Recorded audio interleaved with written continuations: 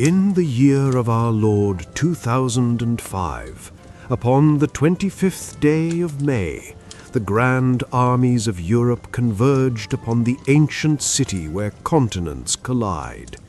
Istanbul, the city of the world's desire, opened her gates not to crusaders of sword and shield, but to the faithful pilgrims of the beautiful game. The Ataturk Olympic Stadium stood like a vast wind-swept citadel on the fringes of the city, a concrete basin waiting to be filled with the prayers and anxieties of two great houses. From the south came the Milanese, draped in the black and red of the Diavolo, expecting a coronation. From the northwest came the legions of Liverpool, a sea of crimson surging across the Bosphorus, carrying the weight of 2 decades of exile from the high altar of European glory. It is written within the illuminated pages kept by the scribes of the Football Monastery that the atmosphere that night was not merely electric, but heavy with the static of destiny. The air, thick with the humidity of the Golden Horn, seemed to vibrate with the chants of 40,000 Scousers, their voices drowning out the calls to prayer from the minarets in the distance. They had come to witness a battle of disparity, a peasant army led by the stoic Rafael Benitez against the aristocracy of the continent. The stage was set upon a lush green canvas, yet the wind swirled with a chaotic energy, foretelling that logic and reason were to be abandoned at the tunnel's mouth. Consider, if you will, the might of the adversary. AC Milan did not merely field a team, they deployed a pantheon of demigods. At their helm stood Carlo Ancelotti, a general of calm and terrifying pedigree. His vanguard was led by Paolo Maldini, the eternal captain, a man whose very name was etched into the granite of defensive lore. Beside him stood Jaap Stam and Alessandro Nesta, twin towers of impregnable stone, and Cafu, the relentless runner. In the center, the architect Andrea Pirlo spun webs of geometry that no common mind could unravel, flanked by the snarling hound Gennaro Gattuso and the graceful Clarence Seedorf. And ahead of them, the Brazilian sorcerer Kaká, whose feet moved faster than thought, supporting the lethal Hernan Crespo and the Ukrainian executioner Andrei Shevchenko. Against this gilded armada, Liverpool appeared as humble infantry. Steven Gerrard, their captain and beating heart, carried the burden of the entire crusade upon his shoulders. Alongside him were warriors of grit like Jamie Carragher and Sami Hypia, men who fought with bone and sinew rather than grace. They were the underdogs, the ragged regiment facing the finest assemblage of talent the world had seen in an age.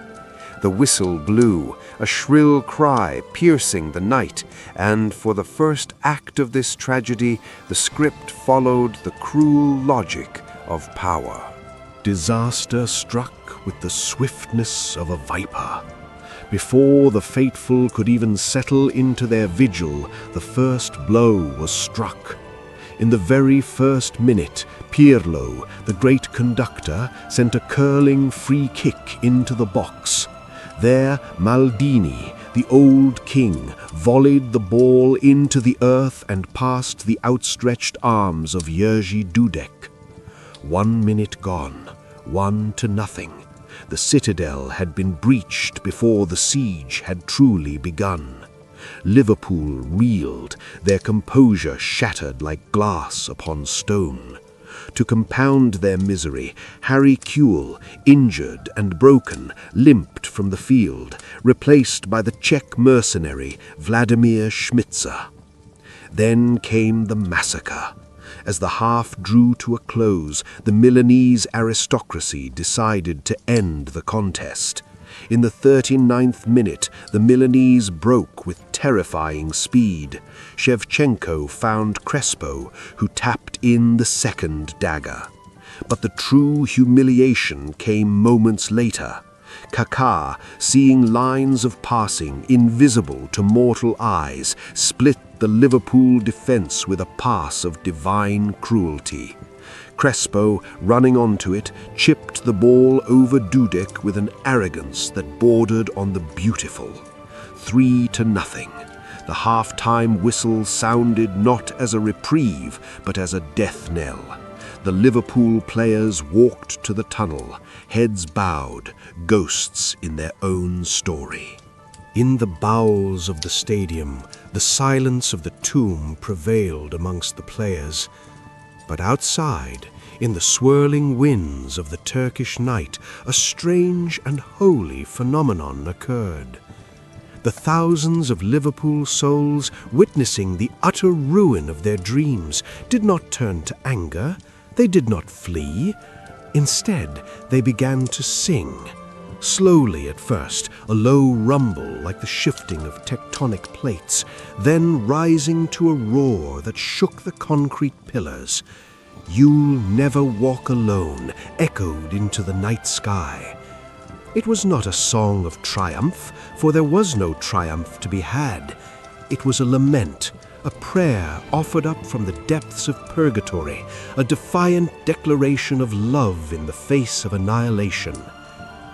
Inside the dressing room, Rafael Benitez, the cold tactician, did not panic. He listened to the hymn of the damned outside and made his move. He removed the defender Jimmy Traore, nay, Steve Finnan, whose legs could give no more, and introduced the German anchor Dietmar Hamann. The formation shifted to 3 at the back. It was a gamble of desperation, a reconfiguration of the chessboard, while the king was already in checkmate. He told them to fight for their pride, to score just 1 goal, to give the traveling pilgrims something to hold on to. He did not promise victory, for that belonged to the realm of fantasy. And the second half began, and for a moment the rhythm remained unchanged. But then the captain, Steven Gerrard, decided to rage against the dying of the light. In the 54th minute, he met a cross from John Arne Riis. His header was not merely a goal, it was a header of fury, looping over the giant Dida. 3-1. Gerrard did not celebrate. He waved his arms, screaming at his brethren, demanding belief. The spark had caught the tinder. 2 minutes later, Schmitzer, the substitute, unleashed a strike from distance. It was not a clean strike, but fortune favors the bold. It slipped past Dida's grasp. 3-2. The Milanese giants, so imperious moments ago, looked at one another with the confusion of gods who have seen a mortal bleed them. And then the impossible, the 59th minute. Gerrard, charging into the box like a berserker, was felled by Gattuso. A penalty. The sheer madness of it hung in the air. Xabi Alonso stepped forward to the spot. His eyes betrayed fear, but his heart held firm. Dida saved the first shot, but the rebound fell kindly, and Alonso drove it into the roof of the net. 3-3. In 6 minutes of biblical chaos, the mountain had been climbed, the fortress had crumbled, the miracle was no longer a whisper, it was a screaming reality. With the scores levelled, the match descended into a grueling war of attrition. The adrenaline that had fueled the resurrection burned out, leaving behind only exhaustion and pain. For the remaining 30 minutes of regular time and the 30 minutes of extra time, Liverpool hung on by their fingernails. Their legs were leaden, their lungs burning with the fires of exertion. Carragher, the warrior, threw his body in front of shots despite being ravaged by cramps, rising again and again like a man possessed. AC Milan, shaking off their stupor, laid siege to the Liverpool goal. They poured forward, wave after wave, seeking to reclaim their stolen crown. Serginho and Kaká probed and struck, but the red wall, held together by sheer willpower and the roar of the crowd, refused to break. It was a defensive stand worthy of the ancient sieges of Constantinople itself. The game had ceased to be sport. It was now a test of spiritual endurance, a question of who could suffer the most without yielding. In the 117th minute, with the sands of time nearly run out, the moment of divine intervention arrived. Shevchenko, the deadliest striker in Christendom, found himself unmarked 6 yards from the goal. He headed the ball with power. Jerzy Dudek parried it, but the ball fell straight back to the Ukrainian. The goal was gaping. A simple tap-in would end the crusade. Shevchenko smashed it with all his might from point-blank range. What happened next defies the laws of physics and anatomy. Dudek, still on his knees, threw up his hands in a reflex of blind hope. The ball struck his wrist and flew over the bar. It was a save that had no right to exist. Shevchenko stood with his hands on his head, staring at the heavens, his eyes wide with the realization that higher powers were at play. The double save. It was the moment the Milanese spirit truly broke, for how does one fight against destiny itself? And so to the 12 yards, the penalty shootout, the ultimate trial of nerve. The immense stadium fell into a hush as the players lined up in the center circle like condemned men.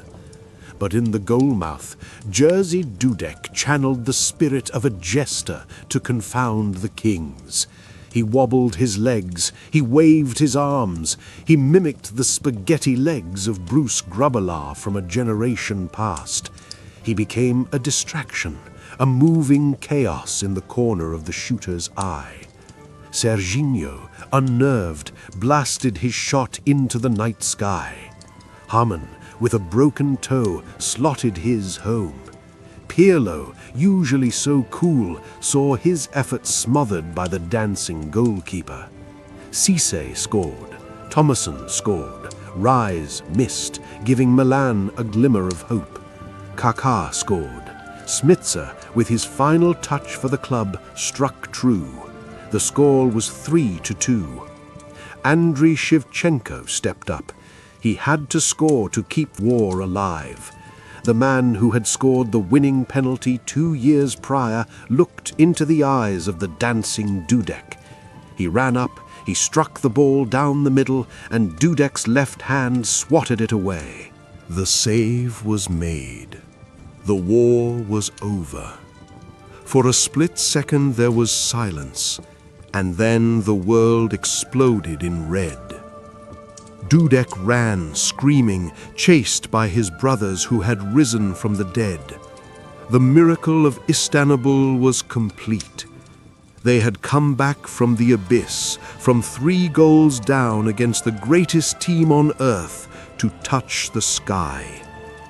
Steven Gerrard lifted the heavy silver trophy, the holy grail of European football, his face twisted in a mixture of agony and ecstasy.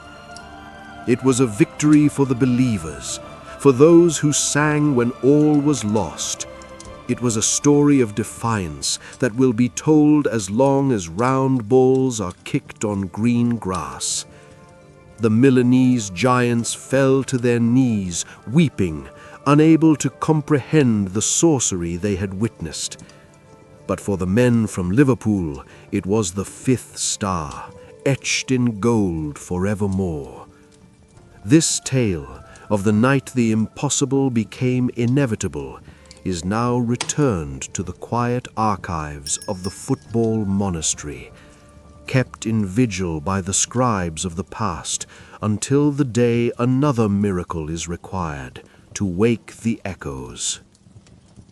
In the annals of the game, few nights are preserved with such reverence within the archives of the Football Monastery as the 29th of November in the year of our Lord 2010. It was a Monday, an unusual eve for High Sacrament, yet the cosmos seemed to align over the city of Barcelona. The Camp Nou, a colossal amphitheater of concrete and passion, rose into the night sky like a fortress preparing for a siege. 98,000 souls packed into its steep terraces, their voices merging into a singular, deafening roar that shook the foundations of the earth. They awaited the arrival of the enemy from the capital, Real Madrid, the White Legion, who marched south with the arrogance of conquerors, unbeaten and heralded as invincible. But the air in Catalonia was thick with a different prophecy. It was not merely a match of sport, it was a collision of ideologies, a battle for the very soul of the beautiful game. The floodlights bathed the emerald turf in a blinding glow, casting long shadows that looked like the spirits of legends past, gathering to witness a spectacle that would echo through eternity. On one side stood the forces of Pep Guardiola, the ascetic philosopher king of Catalonia. His doctrine was one of fluid geometry, a belief that the ball must move as a spirit, untouched by the crude physics of lesser men. His knights, Messi, Xavi, Iniesta, were small of stature but giants of intellect, weaving tapestries of movement that bewildered the eye. Opposing them stood the dark prince, José Mourinho, the special one, who had forged Real Madrid into a weapon of ruthless efficiency. Mourinho's men were built of iron and speed, a cavalry designed to trample beauty under the hoofs of pragmatism. They arrived in Barcelona atop the league table, their armor shining, convinced that their physical dominance would shatter the fragile artistry of the hosts. Yet, as the two generals surveyed the field, a palpable tension vibrated through the ground, the friction of two worlds about to collide, where only one truth could survive the night. The whistle shrieked, a clarion call to war, and immediately the script of the invaders was burned to ash. From the first rotation of the ball, Barcelona seized control of time itself. The White Legion found themselves chasing shadows, lunging at ghosts as the ball zipped across the wet grass with supernatural speed. Within 5 minutes, the first omen of doom appeared.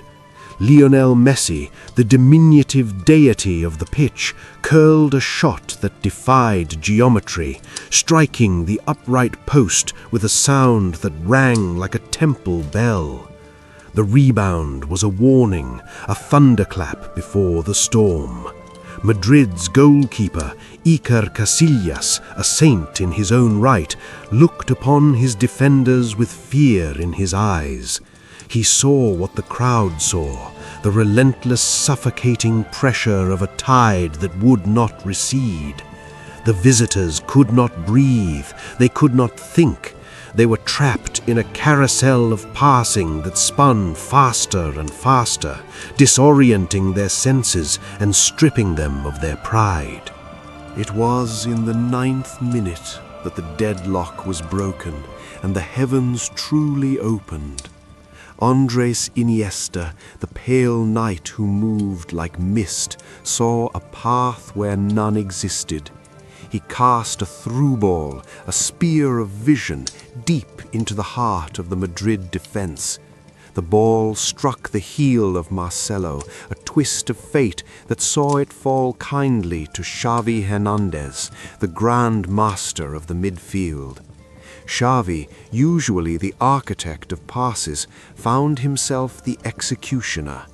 With a touch that was both clumsy and divine, he controlled the bouncing sphere with his heel, the ball hanging in the air for an eternity. As Casillas rushed out like a desperate lion, Xavi flicked the ball over the keeper's despairing grasp. It looped slowly, agonizingly into the net. The stadium erupted, a volcanic release of joy. The score was 1-0, but the psychological blow was worth 1,000 goals. The Grand Master had drawn first blood. Before the invaders could staunch the bleeding, the second blow landed with ruthless precision. It was the 17th minute. The Barcelona machine hummed with a terrifying rhythm. David Villa, the Asturian hunter, drove down the left flank, dancing past Sergio Ramos as if the defender were made of stone. He fired a low, stinging cross across the face of the goal. Casillas, besieged and abandoned by his guard, could only deflect the ball into the path of Pedro Rodriguez. Pedro, the opportunist, arrived like a thief in the night to tap the ball into the unguarded shrine. 2-0. The Camp Nou shook with a fervor that bordered on religious hysteria.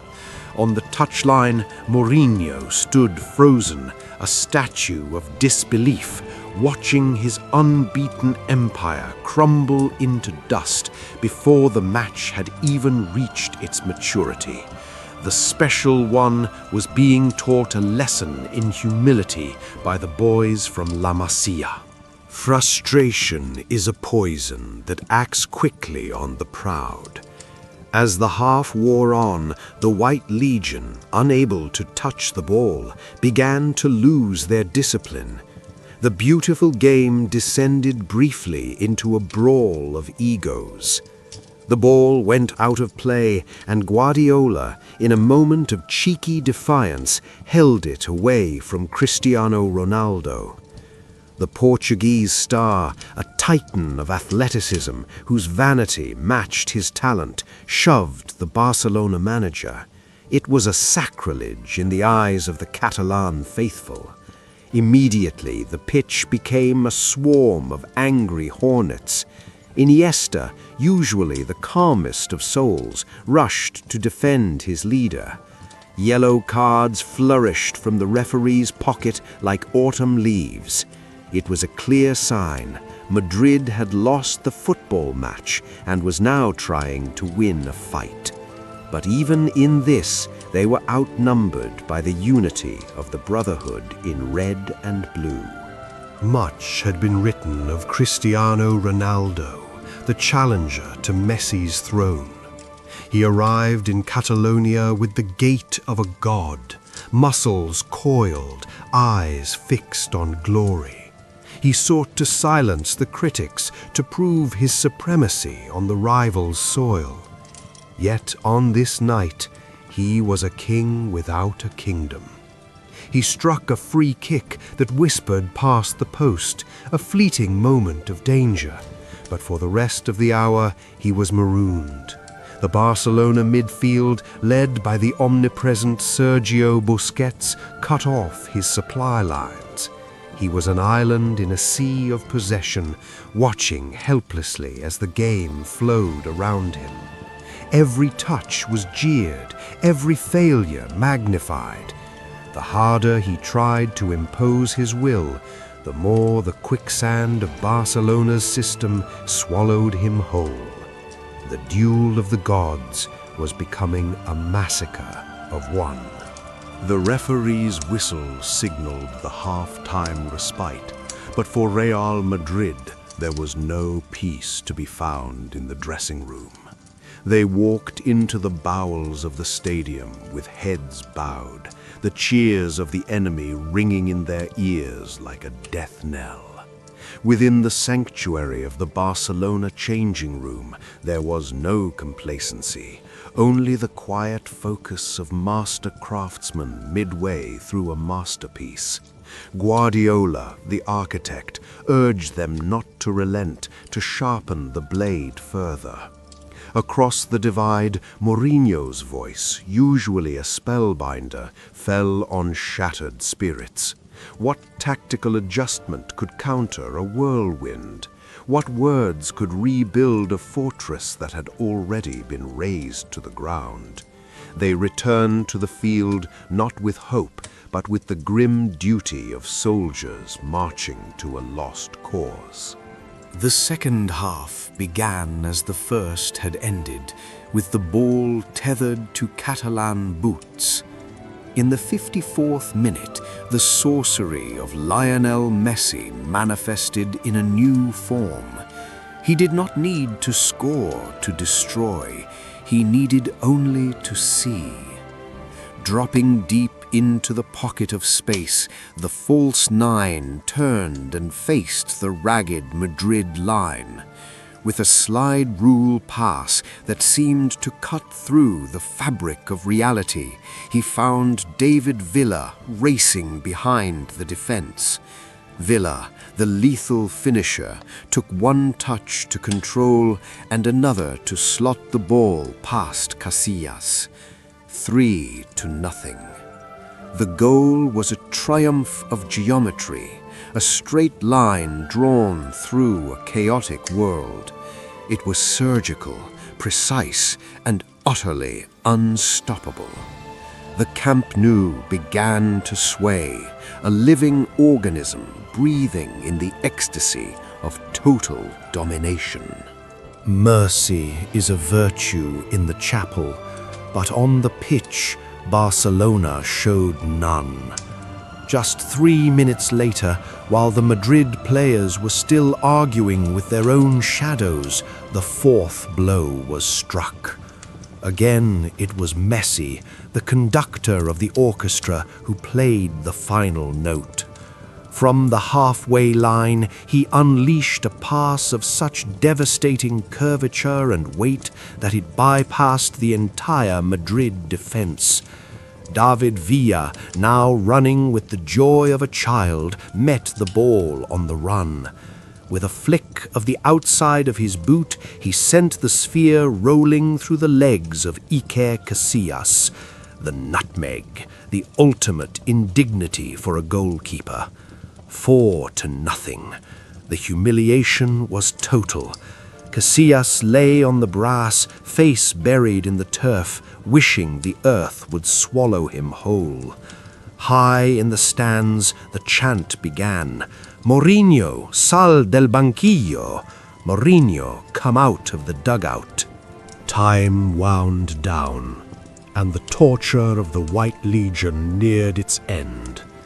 But there was one final act of penance required. In the 88th minute, the young substitute Jefferin Suarez, fresh from the bench, found himself at the end of a cross from Bojan Krkić. It was a goal made in the nursery of La Masia, a testament to the club's bloodline. Jefferin poked the ball home, 5-0, the manita, the little hand. The scoreboard beamed the impossible result to the world. It was not just a defeat, it was an annihilation. The mighty Real Madrid, the most expensive assembly of footballers in history, had been dismantled piece by piece. The stadium was no longer cheering, they were worshipping. The football played was of such purity that it felt like a religious experience, a glimpse of perfection in an imperfect world. When honor is lost, only rage remains. In the dying moments, the discipline of the vanquished shattered completely.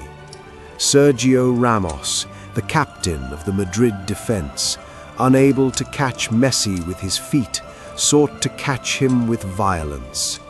He hacked the Argentine down with a scythe-like kick, a blow born of pure impotence.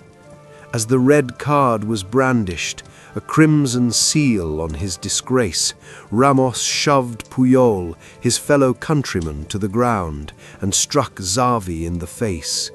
It was an ugly end to a beautiful night, the thrashing of a wounded beast trapped in a cage of its own making. He walked off the pitch into the darkness, leaving his team broken, beaten, and shamed.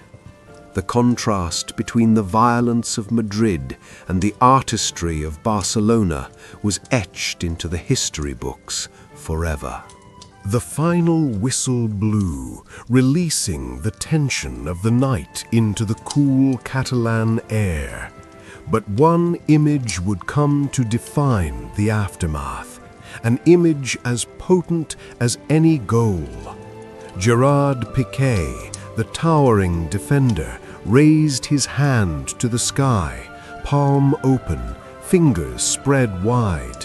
La Manita, 5 fingers for 5 goals. It was a gesture of triumph, a simple yet devastating symbol of the disparity between the two sides. The players of Barcelona embraced, not with the wild frenzy of lucky winners, but with the satisfaction of artists who had executed their craft to perfection. Mourinho disappeared into the tunnel, a ghost haunting his own failure. As the echoes of that night began to fade and this chapter was consigned to parchment, it found its place among the guarded chronicles of the Football Monastery, where such moments are kept in vigil beneath dim candlelight. The night ended, but the story did not. The 5-0 became a legend, a touchstone for all who worship at the altar of football. It was the night the gods collided, and only one pantheon remained standing. In the annals of the beautiful game, as preserved and kept in vigil by the scribes of the Football Monastery, few chapters are written in ink as indelible as the 22nd day of June in the year of our Lord 1986. Our setting is the high-altitude citadel of Mexico City, where the air is thin and the sun strikes the earth like a blacksmith's hammer. Here stands the Estadio Azteca, a colossal stone bowl carved not for sacrifice but for glory, a modern cathedral capable of holding 114,000 souls within its concrete ribs. It was a day when the heat rose from the turf like a shimmering veil, distorting the vision of those who watched. The atmosphere was heavy, not merely with the humidity of the heavens, but with the weight of history. For upon this green altar, 2 great nations, Argentina and England, prepared to clash. The echo of war, the conflict of the Falklands, fought with iron and fire but 4 years prior, still lingered in the hearts of men, transforming a mere contest of sport into a crusade of national pride. To understand the fervor of the day, one must look beyond the chalk lines. The English knights, draped in white, marched onto the field, believing in honor, structure, and the strength of the collective. Opposite them stood the Argentine battalion, led by a man of small stature but immense spirit, Diego Maradona. He was the captain, the talisman, the pulsating heart of his people. To the South Americans, this was not merely a quest for a silver cup. It was a reckoning. The memories of lost soldiers and a wounded sovereign pride fueled their steps. The tension in the stands was a tangible thing, a tightened bowstring ready to loose its arrow. The air crackled with the static of anticipated violence, yet the first half of the duel passed without the breaking of the deadlock. It was a stalemate of muscle and bone, a chess match played in the mud, waiting for a spark of divinity or devilry to ignite the pyre. The sand in the hourglass turned, marking the 51st minute. The grand tapestry of the match was about to be torn asunder. Diego, the artisan of the midfield, began a dance near the English fortress, seeking a path through the wall of white. He tapped the sphere to his compatriot Jorge Valdaldo, but the fates and the foot of the English yeoman Steve Hodge intervened. Hodge, intending to clear the danger, hooked his boot under the leather orb. But instead of safety, he sent the ball spiraling high into the thin air, back toward his own sanctuary. It was a looping, lazy arc, a high offering falling from the heavens into the penalty box. Peter Shilton, the English custodian, a giant among men, rushed forward to claim what was rightfully his. He was the tower, the keeper of the gate, confident that his gloved hands would snatch the falling star long before any mortal could reach it. But Diego was no ordinary mortal. Though he stood a full 20 centimeters shorter than the towering Shilton, he possessed the cunning of a street urchin and the vertical leap of a gazelle. As the ball descended, Maradona rose. It was a moment frozen in time, David leaping against Goliath. The laws of the game, written by men, forbid the use of the hand. Yet, in the desperation of the ascent, hidden from the gaze of the Tunisian magistrate Ali bin Nasser, a left arm extended. It was a blur, a sleight of hand worthy of a conjurer. Not the head, but the clenched fist met the leather. A punch, swift and silent. The ball, obeying this illicit command, bounded over the despairing reach of Shilton and nestled into the empty net. The deed was done in the blink of an eye, a theft committed in broad daylight before 100,000 witnesses. Chaos ensued instantly. The English players, led by the aggrieved Shilton and Fenwick, swarmed the referee like rooks defending a toppled king. They pointed to their eyes, to their arms, screaming of the injustice. A hand, they cried, their faces contorted with the disbelief of men who have seen a ghost. But Ali bin Nasser, the arbiter of this domain, looked to his linesman and found no solace, no flag raised in objection.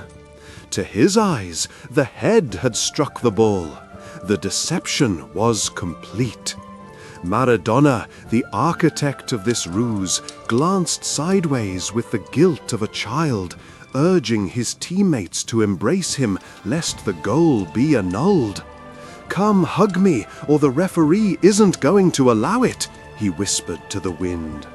And so the lie was consecrated as truth. The score changed, etched into the stone of history by the ink of deceit. In the cloisters of the dressing room, long after the sweat had dried, the little captain would weave a new legend to justify the sin. He spoke not of cheating, but of cosmic balance. He called it La Mano de Dios, the hand of God. To him, this was not a breach of rules, but a divine intervention, a symbolic revenge for the fallen sons of the Falklands. It was the pickpocket striking a blow against the empire. But on the pitch, in that moment, it was a bitter pill for the English. A rage burned within them, a fire of injustice that threatened to consume their focus. They felt the sting of the unfair blow, the sharp edge of the bandit's knife. Yet the universe has a strange way of balancing its scales.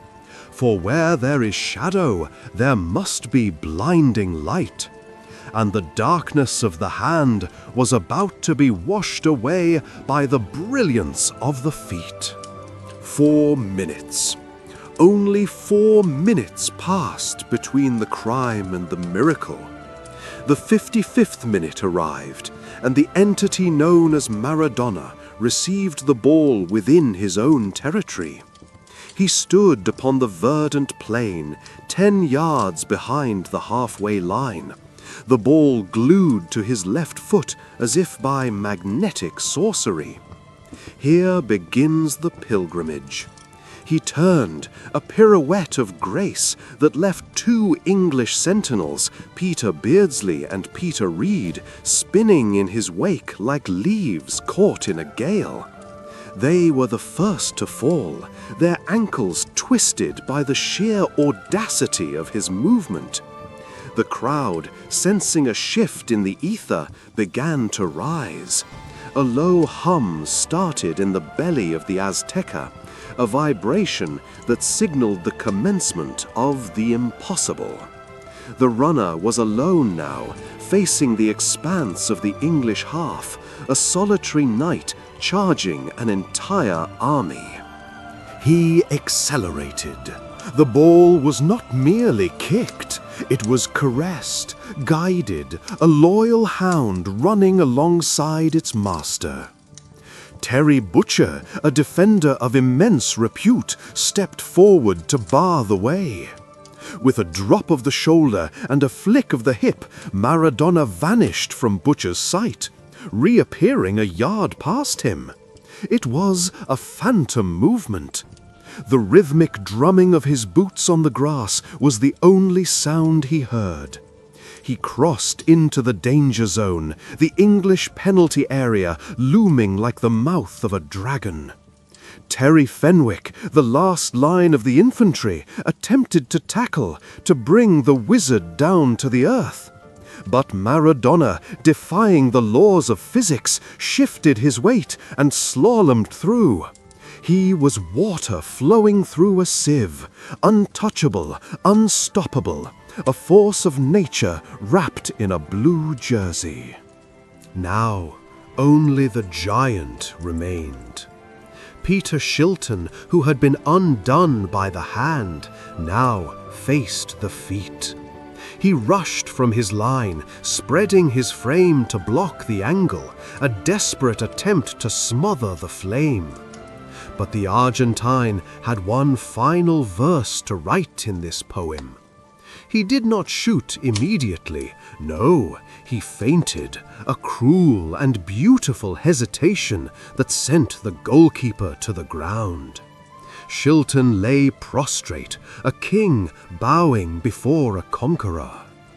Even as Butcher returned, sliding in a desperate, lunging crusade to clear the ball, it was too late. Maradona, with the poise of a monk extinguishing a candle, tapped the ball into the gaping maw of the net. The leather crossed the line. The stadium did not just cheer, it erupted, a volcanic release of awe that shook the foundations of Mexico City. Let us recount the numbers of this enchantment, for they bear witness to the miracle. 60 yards travelled, 10 seconds of time, 11 touches of the ball, 5 English souls vanquished, 1 man. It was a sequence that defied the rigid structures of European warfare.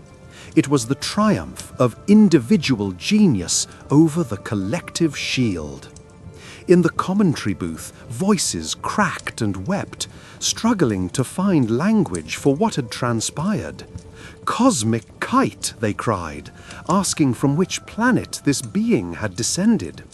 It was the goal of the century, a diamond forged in the pressure of the World Cup. Even the English, in their sorrow, could not help but marvel. Gary Lineker, the noble adversary, later confessed that for the first time in his life he felt the urge to applaud the opponent. It was beauty so pure it transcended allegiance. The match concluded with a score of 2-1. Lineker struck a blow for England, a consolation prize in the face of destiny. But the day belonged to Diego. In the span of 4 minutes, he had displayed the full spectrum of the human condition. The hand of God represented the sinner, the cheat, the trickster, the desperate man willing to break the law for survival. The goal of the century represented the saint, the artist, the genius, the divine conduit of perfection. He was both villain and hero, devil and angel. He cheated them, yes, but he also enchanted them. This duality is the very essence of the legend. Without the hand, the feet might not have seemed so holy. Without the feet, the hand would have been unforgivable. Argentina marched on from that day, galvanized by the fire of their captain. They would go on to vanquish the Belgians and finally the West Germans to lift the golden trophy, the holy grail of the sport. But it was there, in the heat of the Azteca, that the crown was truly placed upon Maradona's head. The quarter-final against England remains the defining liturgy of his life. It is a story told by fathers to sons, a chronicle preserved in the archives of memory. As the echoes of that afternoon faded and the ink of this tale dried, it was laid among the chronicles of the Football Monastery, where such moments are returned to silence and candlelight, guarded until another night calls them forth. And so the chronicle ends, not with a period, but with an exclamation of wonder. For on that day, under the Aztec sun, we witnessed the mortal become immortal.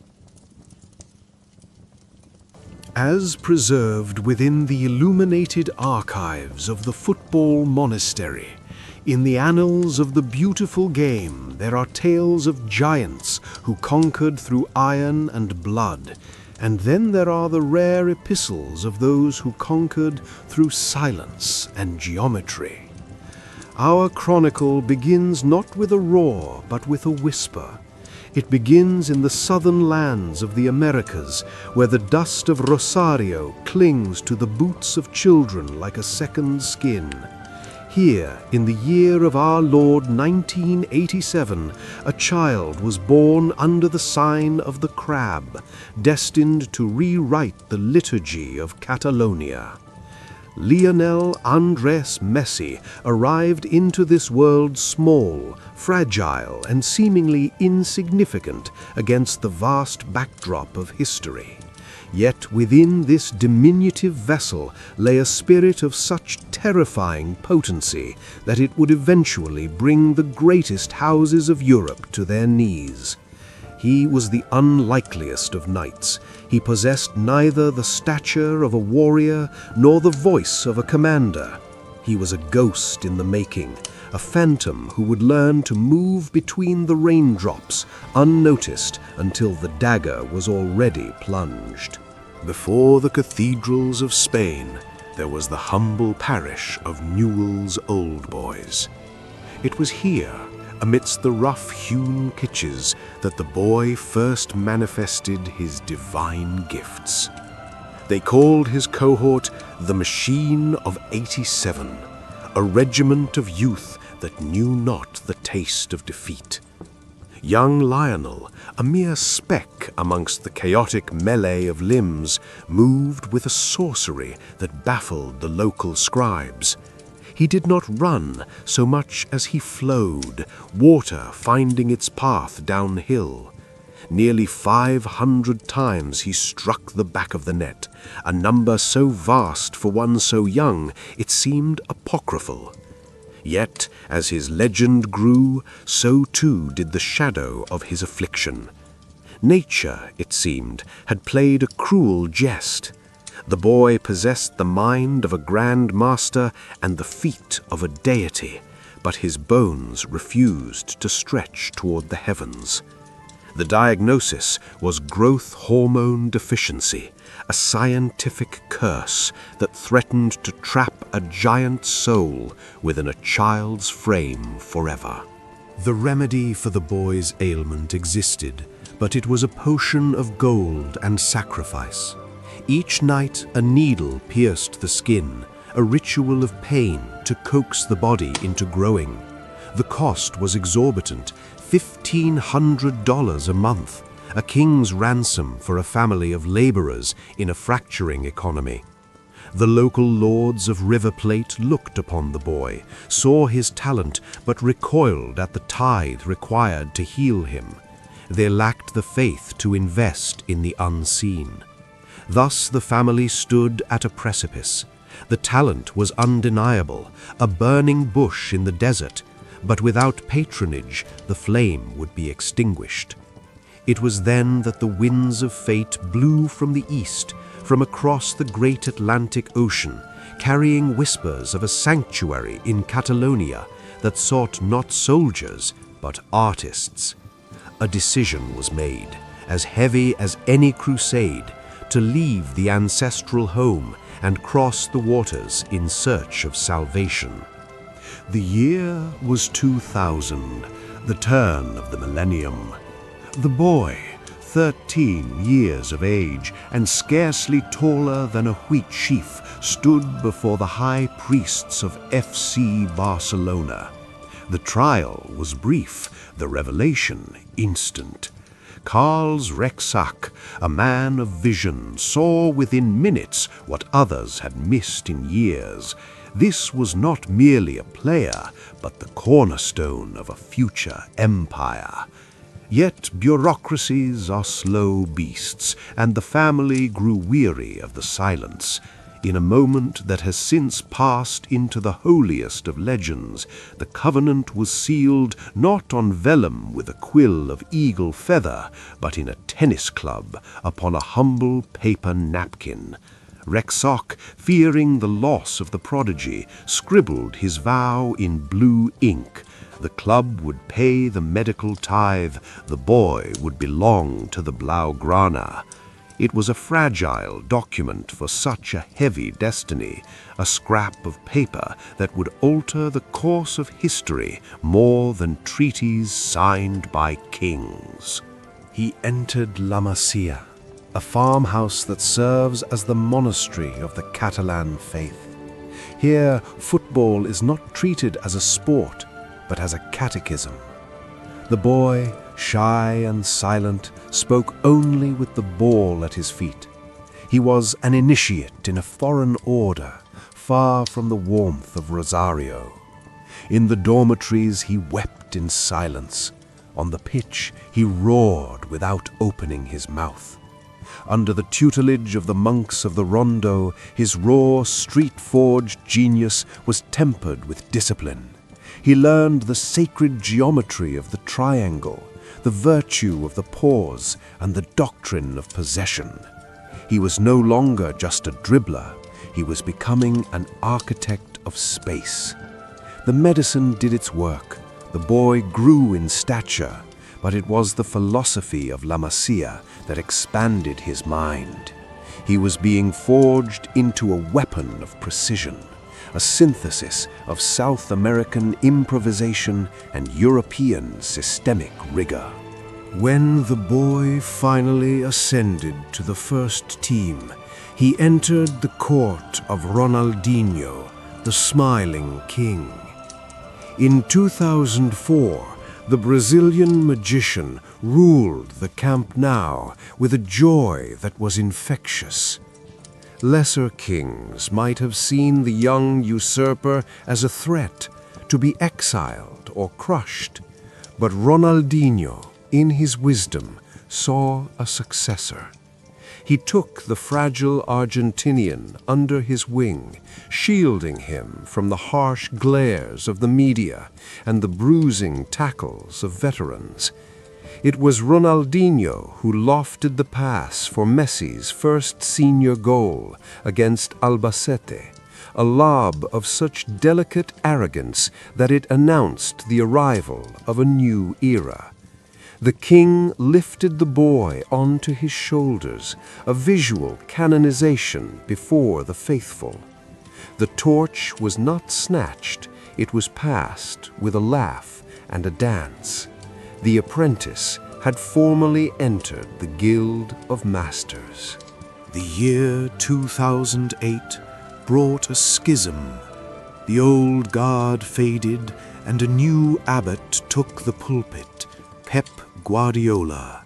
A man of intensity and intellect, Guardiola sought to purify the club's soul.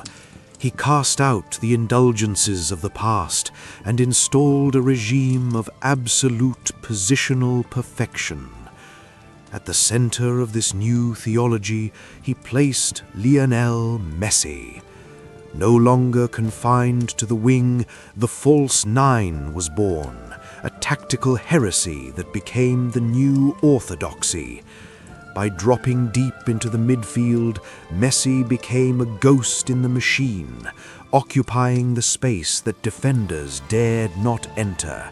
He was the queen on the chessboard, moving in all directions, destroying the rigid lines of the opposition.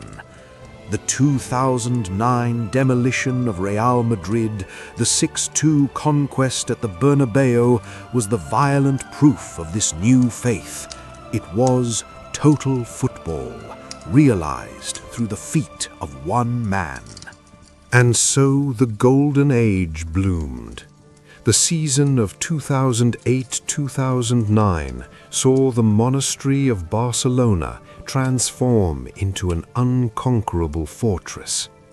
They marched across Europe like a holy procession, sweeping aside English iron and German steel.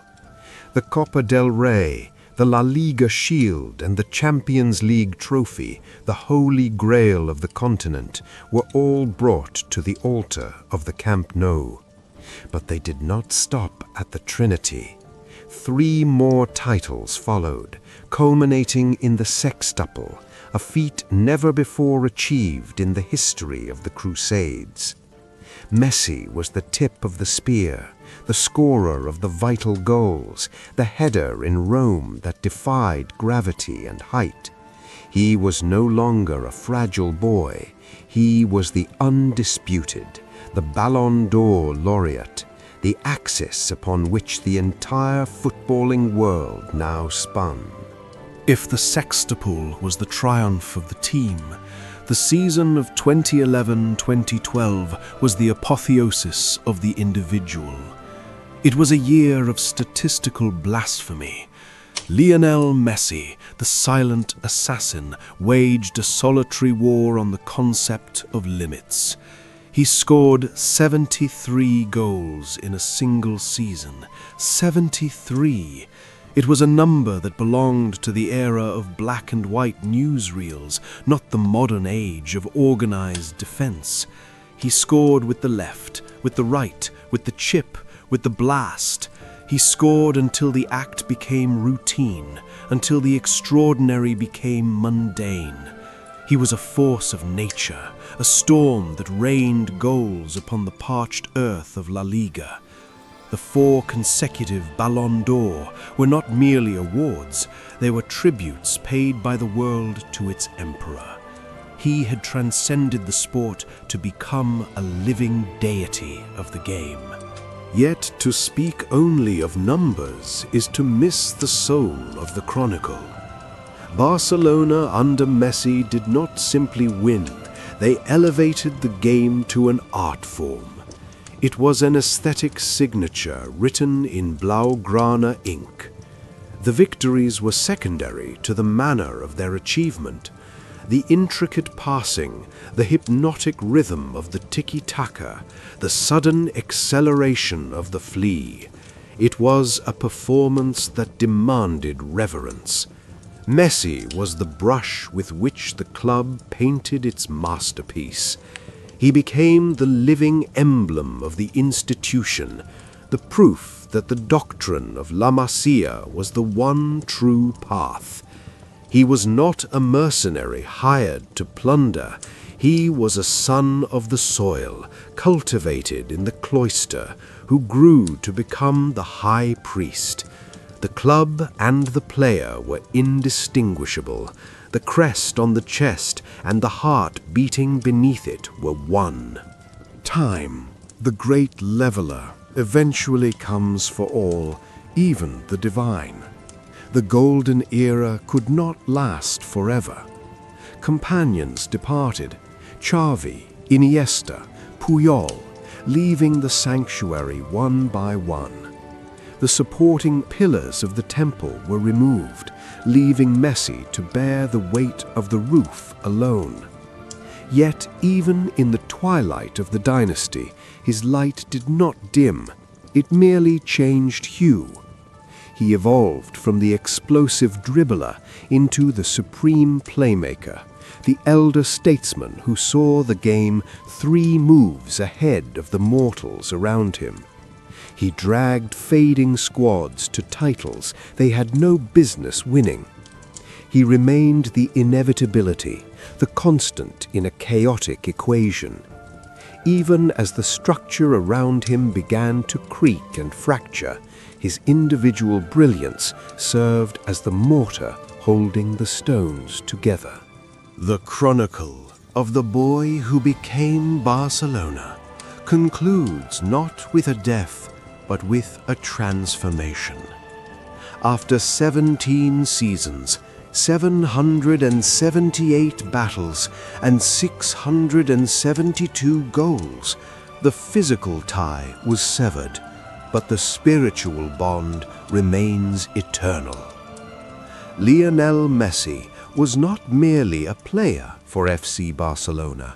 He was the era itself. He arrived as a whisper and left as a thunderclap that will echo for centuries. He proved that a fragile child, armed only with talent and a covenant signed on a napkin, could build a kingdom. He is the saint of the impossible, the patron of the dreamers. In the monastery of football, his gospel is written in every touch, every pass, every silent moment of genius. And so his testament is sealed within the eternal vaults of the Football Monastery, where whispers become scripture and genius becomes legend. As recorded in the enduring chronicles of the Football Monastery, in the annals of the great game, it is often written that genius is a gift from the heavens, a spark granted by the divine. Yet the tale of the one-born Cristiano Ronaldo dos Santos Aveiro begins not with a spark, but with stone. He was hewn from the volcanic rock of Madeira, an island cast adrift in the vast solitude of the Atlantic. Born in the humble parish of Funchal in the year of our Lord 1985, his origins were as rugged as the cliffs that guard his homeland. Here, amidst the salt spray and the steep, winding streets, there was no promise of empire, only the harsh reality of scarcity. His mother, a woman of immense fortitude, cooked and cleaned to sustain the hearth, while his father tended the gardens of the municipality. It was a life of bare necessities, yet within this scarcity a singular obsession took root. The boy did not merely play with the ball, he revered it. Barefoot on cobblestones, ignoring the pangs of hunger or the fading light, he began the endless repetition that would define his existence. He was not yet a king, but a raw element of nature, waiting for the chisel of will to strike the first blow. The first great trial of the ascetic is always the departure from the familiar. To ascend, one must leave the comfort of the hearth. For the young Madeiran, this trial arrived at the tender age of 12.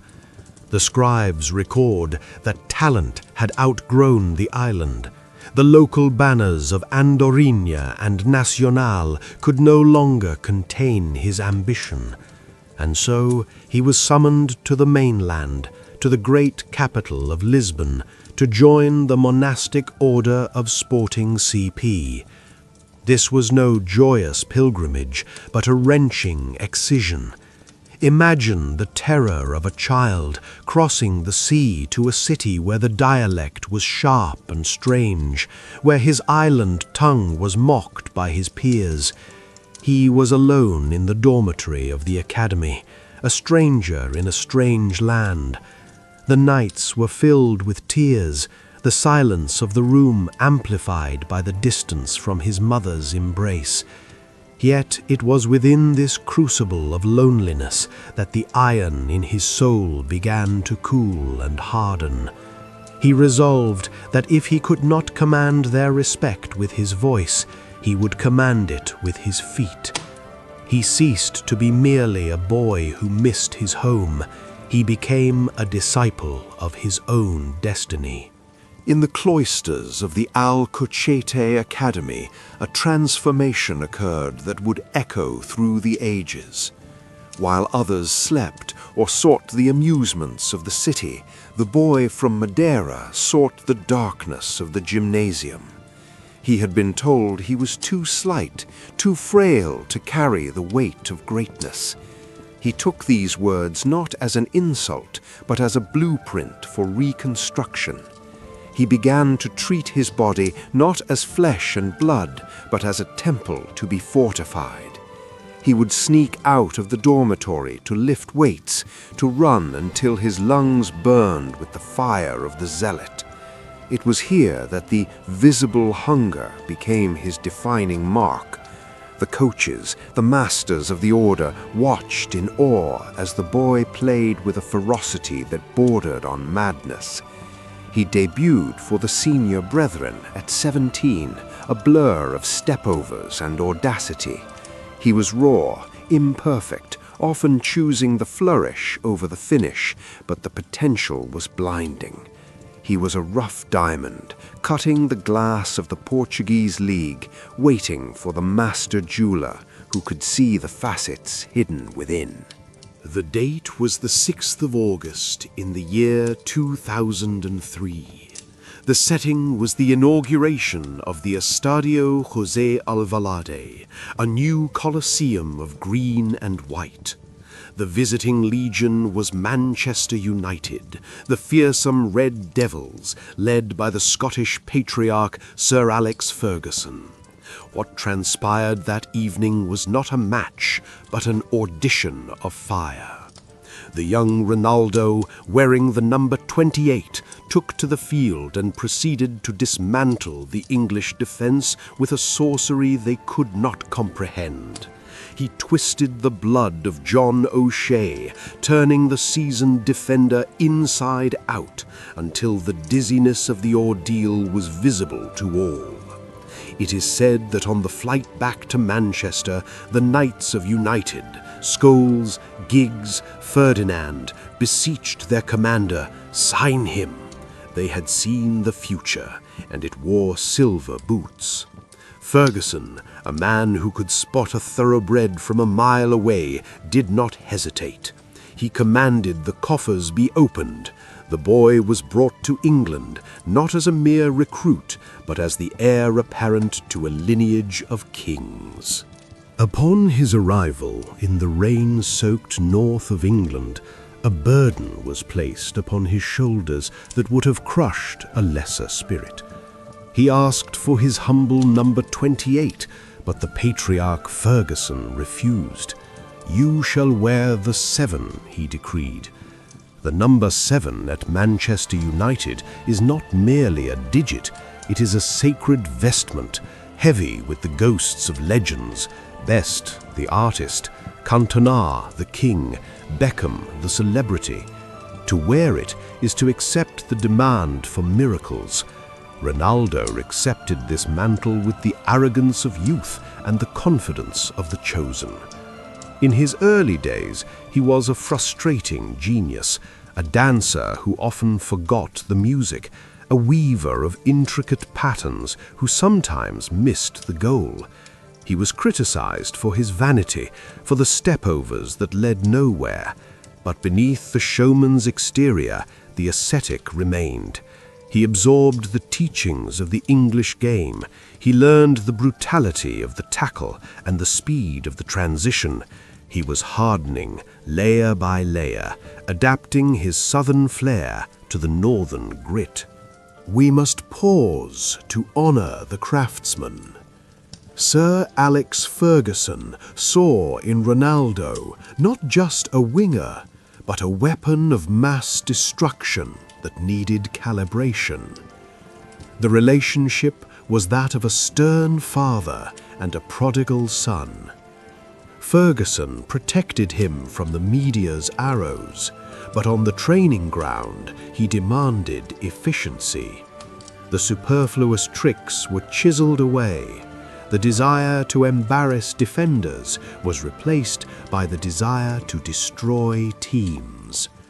Under Ferguson's tutelage and the coaching of René Moilenstein, Ronaldo learned to attack the box, to head the ball with the violence of a hammer, to shoot from distances that defied geometry. The boy who wanted to look good became the man who wanted to be the best.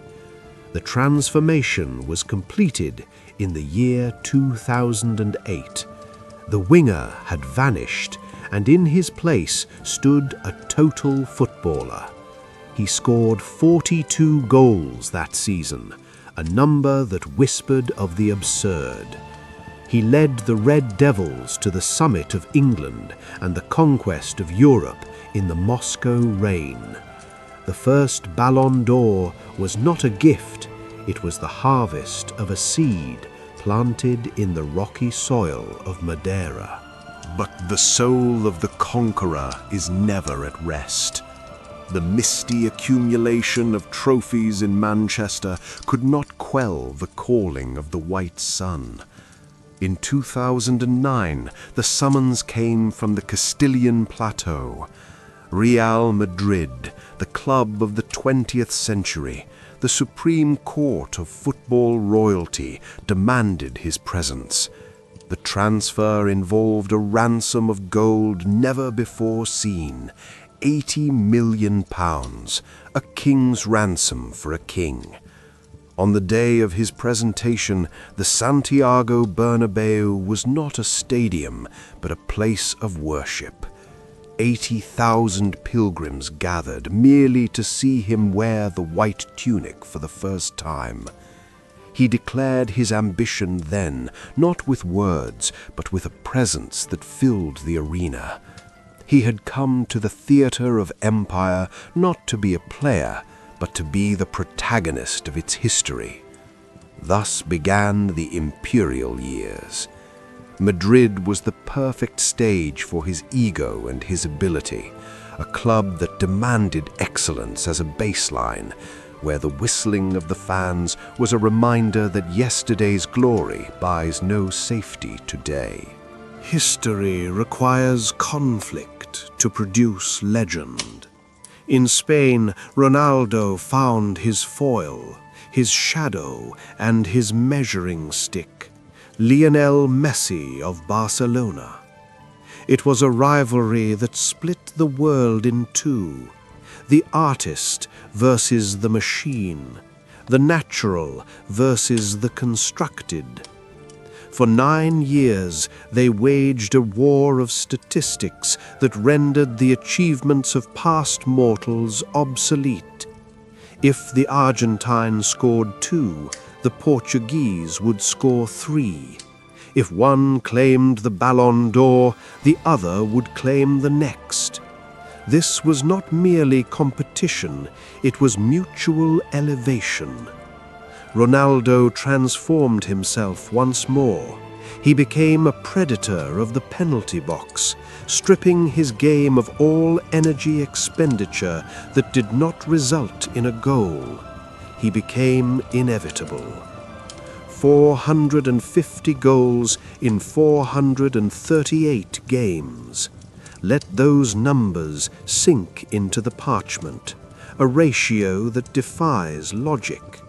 He was no longer playing against the opposition, he was playing against history itself, erasing records with the dispassionate efficiency of a guillotine.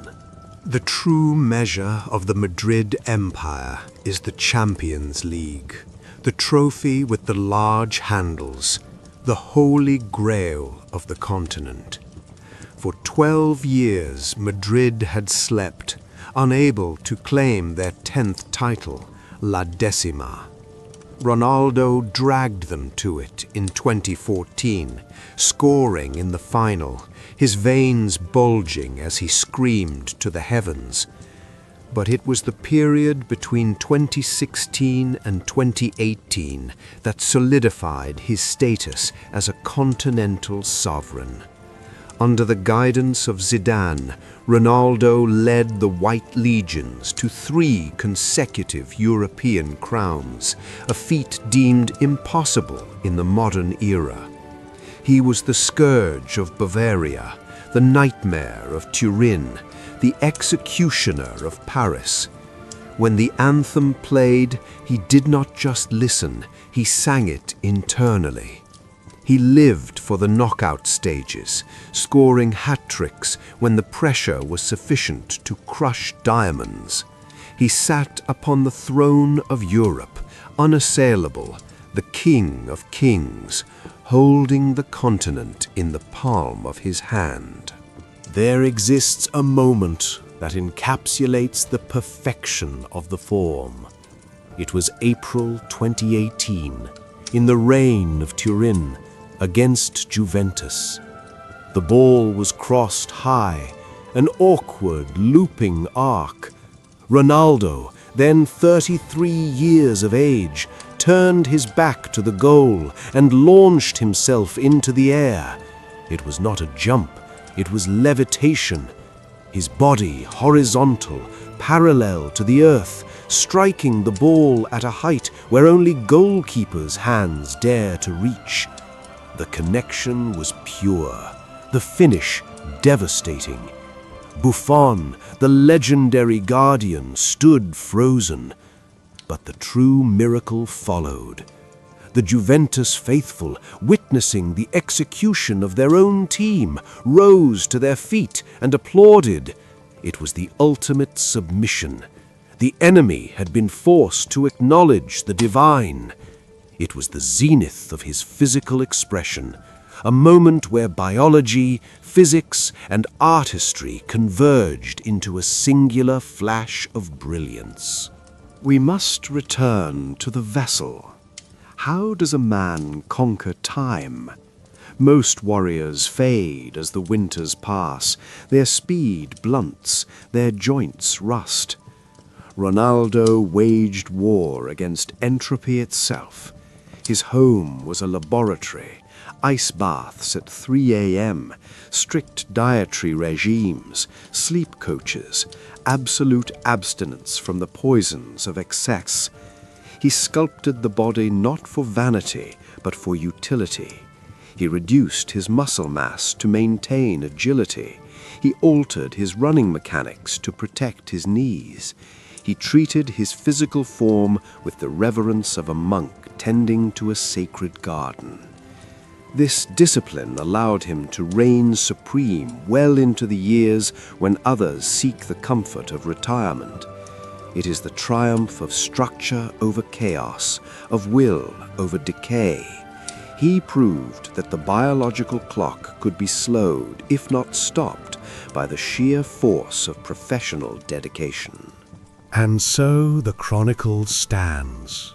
From the jagged stones of the Atlantic island to the marble halls of the European capital, the journey of Cristiano Ronaldo is a testament to the power of the self-fulfilling prophecy. He told the world he would be the best, and then he suffered until it was true. There are players who are loved more, players who dance with more natural grace, but there is no player in the history of the game who has forged himself with such relentless industrial precision. He is the monument to human will. He showed that while talent is the spark, obsession is the fire that burns down empires. He will leave the game not just with records that may never be broken, but with a lesson carved into the bedrock of the sport. Greatness is not a destiny you are given, it is a fortress you must build, stone by heavy stone, with your own hands.